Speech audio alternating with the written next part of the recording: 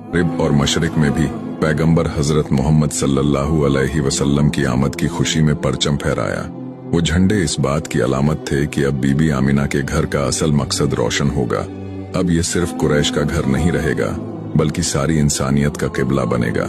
मगर मूजज़ात सिर्फ मक्का में न हुए।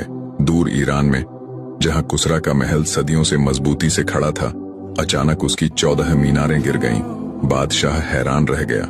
वो समझ न सका कि उसकी सल्तनत की नींव में ये जलजला क्यों आया, मगर ये अल्लाह का पैगाम था कि उसकी हुकूमत अब ज्यादा देर तक कायम न रहेगी, क्योंकि अल्लाह के आखिरी नबी आ चुके हैं। फारस में आग का एक बड़ा मंदिर था, जहां हजारों सालों से आग जलती रहती थी।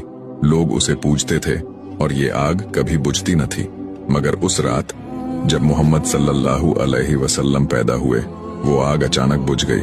जैसे अल्लाह ने कह दिया कि अब आग की पूजा का दौर खत्म। अरब के इलाके में सवा नाम की झील सदियों से पानी से भरी थी, मगर उसी रात वो सूख गई। ये भी एक इशारा था कि झूठे अकीदे मिटने वाले हैं। और आसमान पर ऐसा नूर चमका कि बीबी आमिना कहती हैं, मुझे लगा जैसे शाम के बाजार और बुसरा के कसर मेरे सामने नजर आ रहे हैं। मेरे बेटे के आने के साथ ही वो नूर इतना फैला कि मुझे दूर दराज की सरजमीनें भी रोशन नजर आईं। जब पैगंबरे रहमत सल्लल्लाहु अलैहि वसल्लम पैदा हुए तो हजरत अब्दुल मुत्तलिब यानी आपके दादा दौड़े दौड़े घर पहुंचे। घर नूर से रोशन था, मानो हर तरफ फरिश्ते सर झुकाए मौजूद हों। जिन और मलाइका खुशियां मना रहे थे, आसमान झुक झुक के सलामी दे रहा था और तारे खुशी से झूम रहे थे। मगर उन्हीं में कुछ इब्लीस शैतान भी थे जो इस आमद से सख्त परेशान और गम में डूबे थे। वो यही सोच रहे थे कि अब उनका दौर गया, अब दौर उसका है कि जो क़यामत तक चलता रहेगा।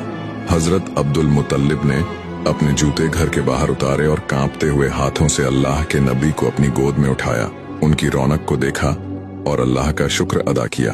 वो अपने पोते को काबा ले गए, वहां दुआएं की और कहा, ऐ मेरे अल्लाह, ये वो औलाद है जिसे तूने मुझे बख्शा, इसे अपनी हिफाजत में रखना।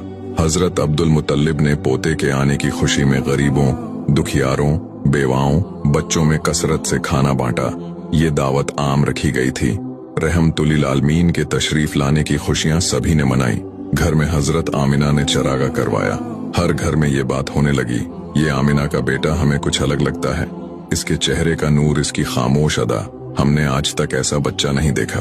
उस वक्त के दौर के हिसाब से जिन जिन घरों में बच्चे पैदा हुए, वो सब बारी बारी काबे की तरफ आए और अपने अपने बच्चों के नाम उन्हीं बुतों के नामों पर रखे। हजरत अब्दुल मुत्तलिब ये सब कुछ देख रहे थे। फिर आप भी खामोशी से तशरीफ लाए। दोनों जहां के आका आपकी गोद मुबारक में थे।